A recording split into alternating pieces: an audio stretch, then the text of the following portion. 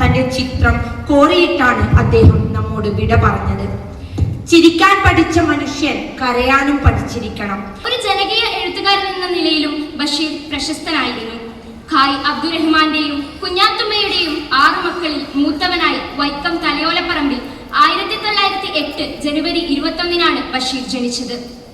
ബേപ്പൂർ സുൽത്താൻ എന്ന പേരിൽ മലയാളികളുടെ ശ്രദ്ധ പിടിച്ചുപറ്റിയ വൈക്കം മുഹമ്മദ് ബഷീർ എന്നും ജനമനസ്സിൽ ജീവിക്കുന്നു. വർഷങ്ങളിത്ര കഴിഞ്ഞിട്ടും പാത്തുമ്മയുടെ ആടിന്നും ജനമനസ്സുകളിൽ നിറയുന്നു. താമരപ്പൂങ്കാവനത്തിൽ താമസിക്കുന്നോളെ പഞ്ചവർണ്ണ പൈങ്കിളിയിൽ പങ്കുറങ്കുള്ളോളെ പങ്കുറങ്കുള്ളോളെ പൂനിലാവ് വന്ന് പൂവിതറുന്നുണ്ട്. പൂക്കളിൽ റാണിയായി പൂത്തു നിൽക്കുന്നോളെ പൂത്തു നിൽക്കുന്നോളെ.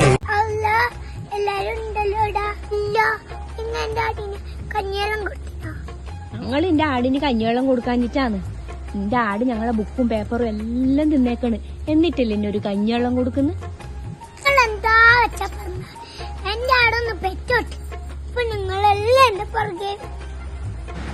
എന്റെ പാത്തു, എന്റെ ആട് പെറുമ്പോളേ ഈ സുബൈദാനെ മറക്കരുതിട്ടാ.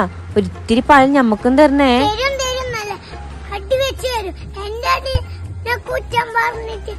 നിങ്ങൾക്ക് പാല് വേണോ അല്ലേ?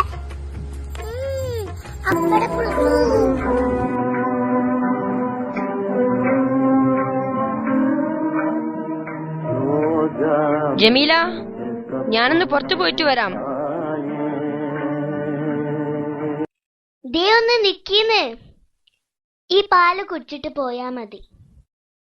പിന്നെ എനിക്കൊരു കാര്യം പറയാനുണ്ട്. ജമീല, വേലക്കാരന്റെ കാര്യാണെങ്കില് ഞാൻ നോക്കുന്നുണ്ട്.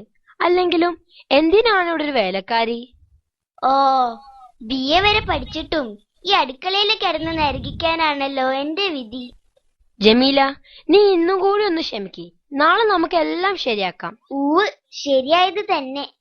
ഞാനേ അത് പറയാനല്ല വന്നത്. പിന്നെ എനിക്കൊരു പൂതി, നിങ്ങളത് സാധിച്ചു തരൂ? ജമീല, അന്റെ എന്ത് പൂതിയും ഈ അബ്ദുൽ ഖാദർ സാഹിബ് സാധിച്ചു തരും. സ്വർണമാല, പട്ടുസാരി, അതോ കാട്ടി പോയി സിംഹത്തിന്റെ രോമം പറിച്ചെടുത്ത് മോതിരം തരണോ എന്റെ മുത്തിന്? എന്റെ പൊന്നേ, അതൊന്നും വേണ്ട. പൂവമ്പഴം തിന്നാനൊരു കൊത്ത്. പൂവമ്പഴോ? അനക്കൊന്നല്ല, ഒരു കൊല പൂവമ്പഴം വാങ്ങിത്തരണ്ട. അതൊന്നും വേണ്ട, എനിക്ക് 2 പൂവമ്പഴം മതി.